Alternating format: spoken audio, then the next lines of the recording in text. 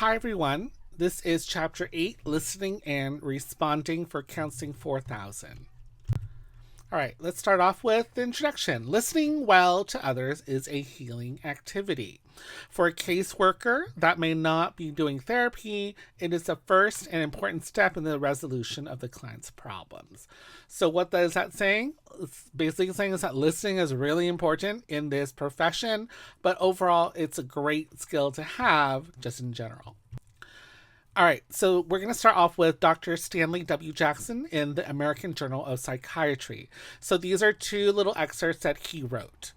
The effective healer in the realm of psychological healing tends to be someone who is interested in talking with and listening to the other person. And these inclinations are grounded in an interest in the other people and a curiosity about them.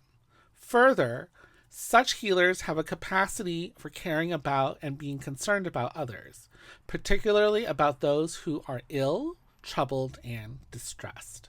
So I hope that if you read that and you connected with it, that's great, because that's what we're hoping for people who are into the helping services, right? We're also practicing, whatever level you are, but hopefully that's like kind of a overall description of you as a professional. All right, the second one is the attentive listening of a concerned and interested healer can, and often does, have a compelling effect on the sufferer. The sufferer often enough responds by telling more about himself, by revealing more. The relationship is deepened, more is said, more is heard, more is understood, more of a sense of being understood is experienced. So here it's talking about what happens when you are that person that was in the first paragraph, right? Is that the client, although it's called the sufferer, I think that's an older term. We don't really use the word sufferer anymore, right? The client, though, if they feel like they're being understood, they'll connect with you even more. All right, let's define reflective listening. Reflective listening is the therapeutic listening and responding that lets people know that you have heard their concerns and feelings accurately. So right there is about hearing or listening, but then also responding back in a way that makes sense to that client that was just telling you about the situation. There are three purposes. Number one, reflective listening lets people know you have heard their concerns and feelings accurately. 2, reflecting listening creates an opportunity for you to correct any misperceptions. 3, reflective listening illustrates your acceptance of where the person is at that moment. Okay, so those are the three purposes when it comes to reflective listening. Okay, so when someone talks to you, there are two aspects to which you can listen and respond as follows. So when you listen to someone and you want to respond, these are the two ways. Number one is the content of what the person has said. So that's the information that you hear, right? Number two is the feeling that underlie what the person has said. So the first one is the information that you heard, but how were they feeling when they were telling you that? Was it sad? Was it really happy? Was it really revengeful? Was it, something sneaky? So what is it, right? Responding to feeling is empathetic and is the most useful kind of response. So of the two, the feeling one would be probably the more preferred one in the helping field, okay? Because you are connecting to them on a level that's not just surface. That's not just the content, the information, and that is it. You're also responding to how they were feeling while they were doing it or expressing their story. When clients feel that you truly hear them and the feelings that they're expressing, they begin to develop trust and rapport with you. Remember, trust and rapport are two of the first things that you need to have with your client before you can really do any successful changes in their lives. Okay? All right, responding to feeling. Empathy, the ability to hear and experience accurately and underlying feelings and emotions that a client are expressing when they speak. Okay, so how can you do that? You can look at their facial expressions, their body language, their tone of voice, their mood, their choice of words. Okay, so these are ways on how, if you observe, you might be able to help figure out what their feelings are so that you can respond with that. Okay, and this is why you can see why some people are still hesitant about online or phone, is because they don't, unless they already know who that person is. Okay, so for example, I have a friend who goes to therapy and they usually go face to face, but then when she moved to college, she couldn't go home to visit her therapist, so they talked on the phone instead. But that's because over a long period of time, they know each other already pretty well. Beginners are tempted to think while other people are talking. So this is something that happens quite a bit. And we want to challenge all of y'all new students, new professionals or upcoming professionals to stop trying to figure out what your answer is while the other person is talking, right? This happens a lot in families, and which is why families argue quite a bit. Identify whether or not that happens with your family. I know for sure it happens with my mom, where half the time with my mom, I'm saying, Mom, stop, listen to what I'm trying to say. And she's still talking. And I'm like, I'm trying to help you. Nope, she's still talking because she thinks that she's the victim, right? And so she's going to keep on doing that. So then this is what's going to happen. So for sure, you're going to have to figure out how to rework your relationship with the people. Obviously, with your clients a little bit more professional, but with your own family, if you can do that, hey, you're doing great, okay? So we think about how wrong they are, which is why they keep on talking and they're not listening, or you're doing it. What they can do instead, what advice they should give them, and then how to solve their problem. Remember, as a professional, it's not about how you solve the problem, it's about how they solve their own problem. So stop thinking about how to solve that problem, right? We're trying to see whether or not they can figure out how to solve their own problem and how we can help them, guide them to find those answers, okay? All right, what we should be doing is listen for feeling and then determining the degree of that feeling. Okay, two really important things. You're going to listen for that feeling and then the degree of that feeling. So that's how intense is it? Is it really strong? Remember the list of emotions and feelings I sent you? There were 3 levels, right? Listen and see where they are when they're talking about it, because we can understand what their priority is, okay? Can you tell when someone is annoyed or furious? So annoyed is, that's annoying, that's bothersome, but furious is like, oh my gosh, I cannot believe it, So there's 2 different levels of intensity, right? The degrees. Can you tell when someone is a little wistful or openly depressed? Even the word wistful sounds very delicate, sounds like a little fairy, like a little, elf or something like that. So wistful, just let you know, is the feeling of vague or regret of longing, a gentle ache. So very small, the intensity degree is very little, right? So when you hear someone talk, can you tell whether or not they are really sad and depressed, or are they just wistful? Okay. All right, responding to feelings involves 3 steps. Number 1 is listen carefully to the client. Number 2 is identify the most prominent feelings that you are hearing. And 3, constructing a single statement that includes that feeling. This is more difficult than you think, okay? When we do exercises in this, and let's say I provide you with a statement, you're allowed to reread it over and over and over again. And then what happens is you start to overanalyze it. But think about if someone reads it, let's say have a partner read that statement for you one time, right? And then from there, you should be able to, let's say, listen carefully, identify the most prominent feeling, and then make a sentence that includes that feeling. Okay, so the single sentence is also known as an empathetic response. So this is the goal, to get an empathetic response. You need to practice, practice, practice. I need you to practice, practice, practice. All right, reflective listening does not include advice or solutions. And that's something that we also hear because you're kind of so worried about the whole thing, the whole bigger picture, that you're not focusing on what's happening in the here and now, right now with that statement that they just said, okay? So reflective listening does not include advice or solutions. We're not trying to solve anything right now. Does not tell the person to feel another way or to look at the problem from another perspective. Again, does not tell the other person to feel another way or to look at the problem in a different perspective. We're not there yet, right? So don't tell them how to feel or anything like another way to feel. What are they feeling right now? We need to see if you're trained enough to be able to identify that feeling, right? And do not judge the message of the feelings. Obviously, that's the bigger picture one. Don't judge that just yet right now. Let's hear what they're saying, okay? We want to hear their emotions. All right, correct and incorrect responses when listening to feelings. To a person whose new car was damaged in an accident, the correct way would be, you must have felt pretty terrible about that accident. Instead of, and this would be considered the incorrect, is, before you get upset, you should call your insurance dealer, right? Whenever a student talks to me about an accident or something like that, I always want to say, first and foremost, safety wise, are you okay? Right? And then the second thing is when they explain it, I'm like, wow, that sounds so scary, right? Because typically that's an emotion that happens, or frustrated, or angry, or bummed out. I would say those things so that they can connect with me and then they can tell me a little bit more.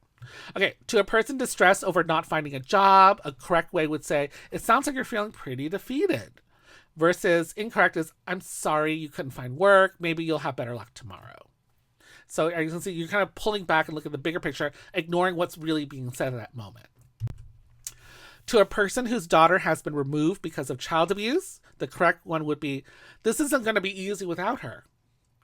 The incorrect would be, this is what happens when, the county feels kids are being abused, right? So again, the second one, or the incorrect one, sounds a little bit more like you're talking down to them. And obviously you're also saying something that's kind of obvious, right? And that's not necessary at this moment because they're talking about how they're feeling because they just lost their daughter into the system because of, what happened.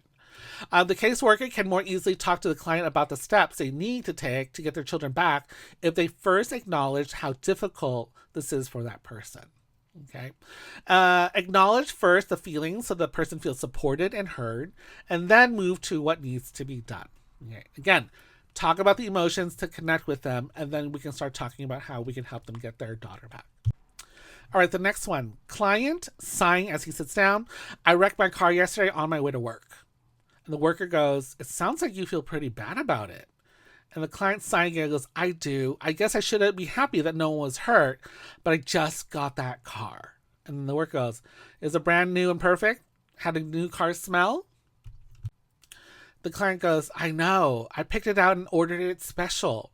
It had everything I wanted. I don't know. In a way, it was my fault. She ran the stop sign, but I really wasn't paying attention. The worker goes, you're sort of blaming yourself for this. And the client goes, oh, I did, and I still do. The police said she was clearly in the wrong, but now I'm going through all the unnecessary stuff with insurance and using a loaner car and trying to get a new car. And the worker goes, you must feel so disruptive. And the client goes, yeah, I do. So do you see how everything that the worker is saying in this isn't passing judgment, isn't trying to solve a problem. They're being with that client at that moment, right? And relating to them. Now let's look at the same scenario, but with a non-trained in reflective listening. The client's sighing as he sits down. I wrecked my car yesterday on the way to work. The worker goes, you wrecked your car? How'd you do that? The client sighing and goes, I guess I should be happy that no one was hurt, but I just got that car. And then the worker goes, well, what happened? So you're not really reflecting, right? Or associating with what he's saying. So then the client goes, the other driver ran the stop sign, but I wasn't really paying attention. So in a way it was my fault. The worker goes, well, you can't drive and think about 10 other things. When you are driving a car, you have to pay attention to what's going on around you. If you're daydreaming, it doesn't work. You can't do that while you're driving. And then now the client is going to sound a little defensive. Well, I wasn't really daydreaming or anything. I just didn't notice her. You can't always see everything the other driver intends to do before they do it. And the worker goes, I guess you can't. But sometimes I think there are just too many drivers out there anymore. The client nods, but now I'm going through all this unnecessary stuff with insurance and using a loaner car and trying to get a new car. And the worker goes, well, that's all part of it. When you wreck your car, you're tied up for months. And with all that bureaucratic paperwork, and then they never give you what you need to buy another one, just like it. And the guy goes, uh-huh. So here you can sort of see that the worker, right, the helper person, isn't really relating to them. They're just telling them their own personal experiences, right, and kind of being a little judgmental, right. And so that becomes almost now the client is feeling like they have to defend themselves instead of being connected to them for those feelings that they have. So if you have any questions, I would recommend that you reread these couple slides so you can sort of see the difference between the two. Okay, good listeners stay with the person or stay with the people until the emotions are drained off. And we'll talk about that as well in a little bit. If a client cries, we know that we're helping that person face and come to terms with intense emotions. So definitely you always, when you're working with clients, always have a box of tissues in the room near you. Okay. And then when you are talking to them, have that open body language, lean forward and listen. Okay. Check your posture right now. How are you sitting if you're sitting? Are you sitting up? Are you stooped over? What are you doing? Now let's talk about responding to content. And we talked about before, content is the information that they're telling you, not the feeling, right? Just the information so that you can sort of get a visual. When you respond to content, you usually are doing it to check for the accuracy of the information that you heard. Gives clarity and helps you understand the facts. Your client will begin to hear and integrate this experience. So here is an incorrect and correct response in listening to content. So the topic is, to a person who is describing losing everything in a fire, the correct one would be, so the fire started in the back of your neighbor's house and spread to your back porch. So that right there, the information of the content is being revealed so that we can have a storyline that's going through that we both can visualize, right? An incorrect one would be, sounds like a bad fire, because although we talk about the fact that a fire is destructive, we don't really know much about what happened, right? To a person who is telling the worker about hearing voices, the correct would be, in other words, these voices have kept you awake at night, telling you that there are people watching the house. So again, you're responding to the content, like the factual stuff that this client is saying that they're hearing, right? These voices. Incorrect would be, you're hearing voices means that you need to see Dr. Peterson or Dr. Preston. So right there, you're already making a judgment. You're not listening. You're not being with them at that moment, right? You're just trying to solve the problem by making them go to, let's say, a psychiatrist. All right.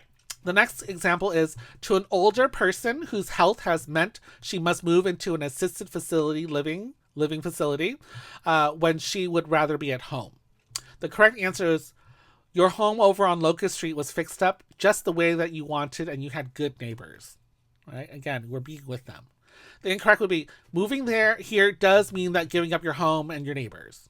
Yeah, we already know that, right? That if they had to move, they're going to give up all this stuff. That doesn't really help connect with that person. You're just stating the obvious. And you're kind of also talking down at them because you're like, duh, of course you're going to have to leave your house and your neighbors. All right, the next example is, to a child in a shelter who is telling about how he saw his dad arrested for assaulting his mother. The correct one would be, so the police came into the house and took your dad outside, and you and your mother were told to stay in the house. The content. Okay, incorrect is, police arrest men that beat women. Again, generic statement that doesn't really help you connect with that person. The good responses begin when the client is to help them come to terms with what is happening or what has happened. Caseworkers will also elicit, which means pull out, more information than with the incorrect responses. So when you connect with them and you talk about the content or the information, the factual information, usually your client's going to agree with you and then even tell you even more about what's going on. Responding to content is a good way to help people who have just been through trauma. So maybe the feelings are too emotional. So first we're going to talk about the factual stuff, right? The content. And as you repeat the facts back to the person, they can begin to integrate their particular experience to the whole of their experiences. And then this will hopefully facilitate healing. Okay. The client looks pale and shaken and is silent. The worker responding first to the feeling, it seems like you've been through something pretty terrifying. The client nods. Can I tell you? It was in the parking garage at the hotel. Not late or anything. I heard this person get off the elevator, and as I did, in silence, and the worker goes, you had gone to the parking garage to get your car. And the client goes, yes. And as I was walking towards the car, and it was at some distance, I thought I heard the elevator. And then someone started walking along behind me. And the worker goes, the person was walking behind you, but at your point, you thought that the person was just going to a car. And the client goes, right. And just as I was getting to my car, I almost made it. And he grabbed my coat and just pulled as hard, just pulled me backwards. And the worker goes, so in other words, you were grabbed and pulled down from behind. Right? So then they can tell the story. So here you can sort of see what is going through the story. You're living it with them, right? You're not judging them in any way. You're just going along with them like you are witnessing it yourself as well. All right, positive reasons for reflective listening is, there are 2 therapeutic reasons for reflective listening. Number 1 is self-acceptance. And then 2 is draining off feeling, or drain off feeling, which we heard that phrase earlier. We're going to now define these two in the next couple of slides. All right, now let's talk about self-acceptance. Arnold Besser wrote about Fritz Perls' paradoxical theory of change. That right there is a ton of information. Arnold Besser is a famous psychologist. Fritz Perls is a famous psychologist. Fritz Perls is the founding father of Gestalt therapy. It's a very role-playing type of therapy, along with his wife. And he also coined this term, the paradoxical theory of change. Paradox is something that sounds like they are opposites, but when you actually look into it in an educated, intellectual, academic way, you find out that they're actually the same thing, or they're very connected. Okay, so something that sounds like they're opposites, but they're actually not, and then that facilitates change. That's what paradoxical theory of change means. So the theory is people change only when they can accept themselves exactly where they are right now. Okay, so if you're pretending to be someone and you're trying to get better, it's most likely not going to work because you think you're someone who you're not, right? So once you realize who you are as a person, you're willing to admit to it, that is when you can actually start to change. Okay, that's what that means. It's a really interesting theory. I encourage you to look it up and read more about it. All right, so in terms of self-acceptance, when you accept where the client is at that moment, the client can accept themselves and move forward. By saying you must be angry, you accept the fact that the client is angry and not judging, right? Again, you're using a word that describes how they're feeling at that moment. By saying you should try to curb your anger and think more positively, the client has to explain why they're not done or done so or cannot do so. So when you say you must be angry, that person's like, yeah, I am angry.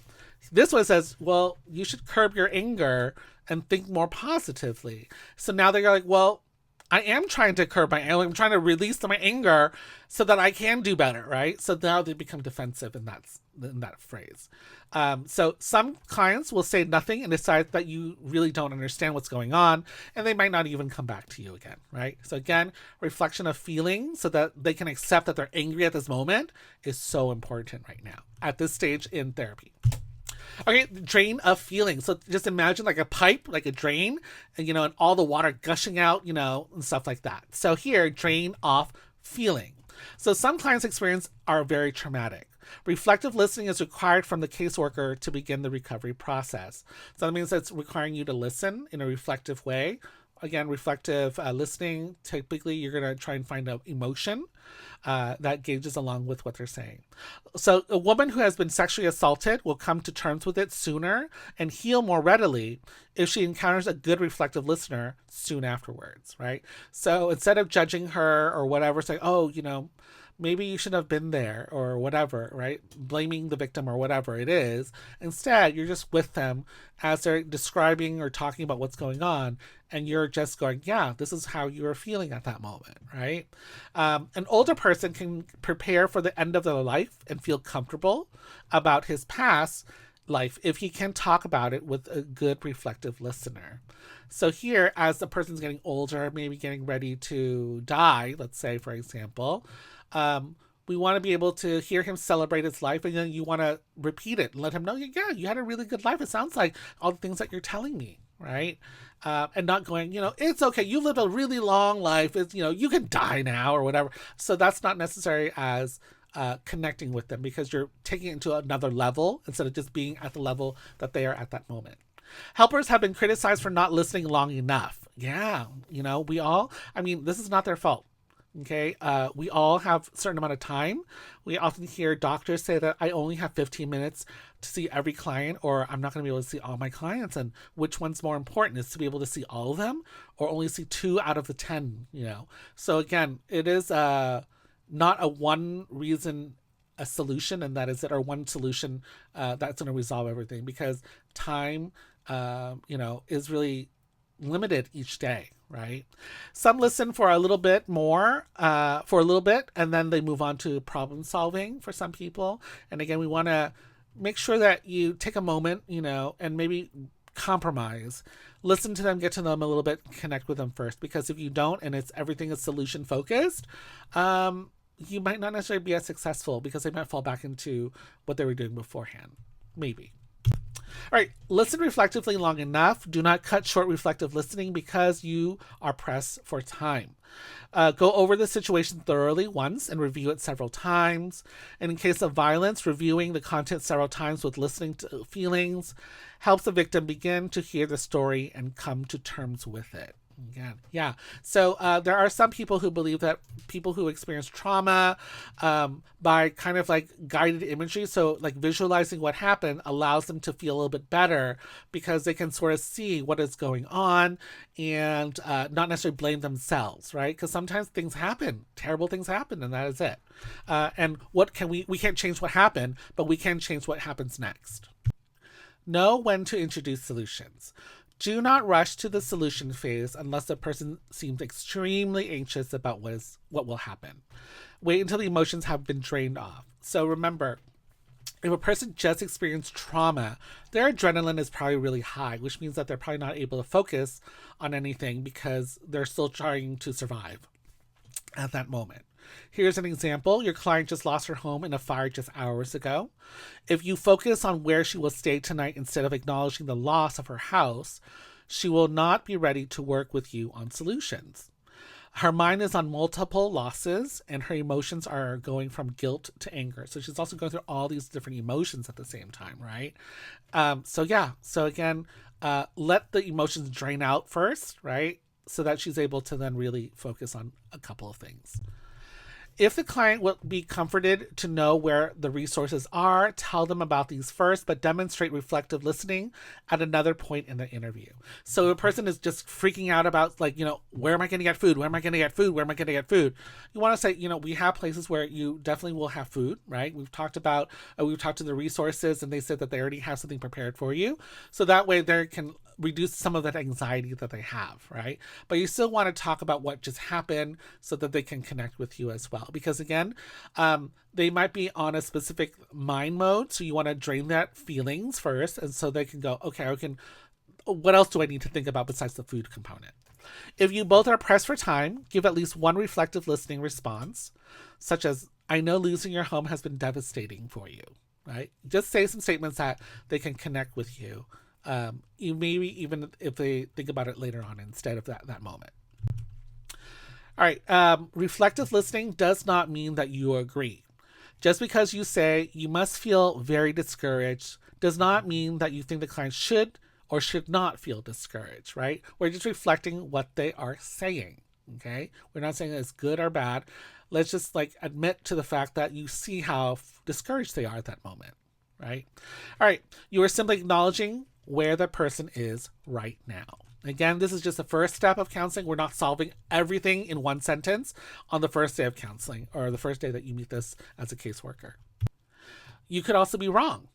So here for you, you might have said, it must have made you feel sad to see your parents go through that. And then you kind of goes, well, not really. I think I felt more anger than sadness. So that means that you probably did not notice the correct emotion, right? Which is good though. It's totally fine. You're going to get clarified when you talk to them. The helper gets corrected information that allows them to follow the client more accurately. And that's just how it is, right? Sometimes we mishear, we misunderstand what they're trying to say. Or sometimes we assume that if you, let's say, here's an example. A student goes, I got a C on my test.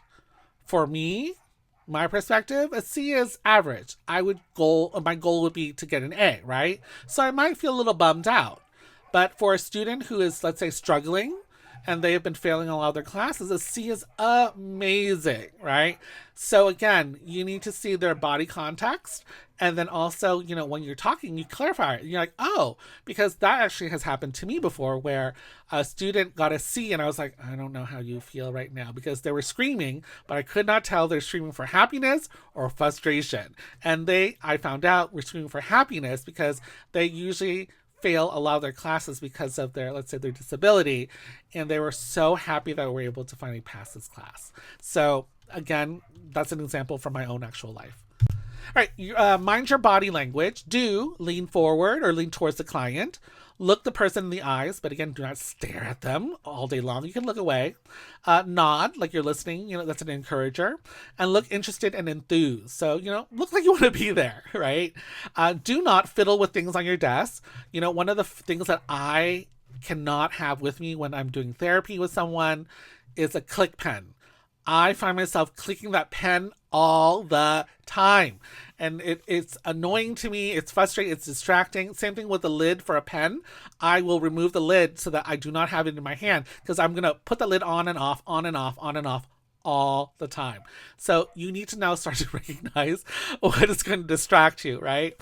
Lower your head to write. That's true. Like when I write a notes on a notebook, which I do, I look at them still and I just scribble a couple of words or maybe one key word that's going to jog my mind later on. Okay. Stare out the window, glance at your watch. Stare at your window. Yeah, I mean, you can though if it's in your range of view, right? But don't just look out like you're dreaming. Like I wish I could be somewhere else. And then glance at your watch. So here's something that I was told: is put a clock behind your client's head, like that wall. So when you look, you can sort of still look at them, but you're still looking at the clock at the same time. And that was very helpful for me because when you look at a clock, everyone knows what that's like the international sign for. We're running out of time, or oh my goodness, why is it so slow, right? It's one of those two things. So you want to also for sure pay attention to those things. This is in the class that talks about how to make a safe space comfortable or more inviting, but we can definitely talk about that if you all want to. All right, mind your body language. Body language is responding with facial expressions and movement that demonstrates an interest or a lack of interest in what the other person is saying. So you need to start practicing these things, right? See how you're sitting. Obviously, you can sit however you want to sit with your friends and your family and your whatever, but in the professional working place in the helping field, it is, sitting pretty much straight up, looking maybe bent a little forward, leaning towards the client a little bit, and looking at the eyes, and stuff like that, like we just talked about in the previous slide. Do not stand over a person talking down to them. So that happens a lot with children and also with people who are wheelchair users, right? I was told, when I first started learning about disability, it says you're going to either have to squat towards where the person who is in the wheelchair, or find a place where you can sit down so that you can talk to them. Okay. Like in this photo here, you can see the man is sitting on a bench while the person in the wheelchair is, next to them. Right. So you want to do that so that you're meeting eye to eye instead of looking down at someone. And also, if you ever had to look up all the time, your neck is going to be so sore. So be empathetic from their point of view, physically empathetic that way, so to make sure that they don't exhaust their neck muscles and stuff like that. So again, pull up a chair. All right, that's the end of this chapter. Thank you. Bye.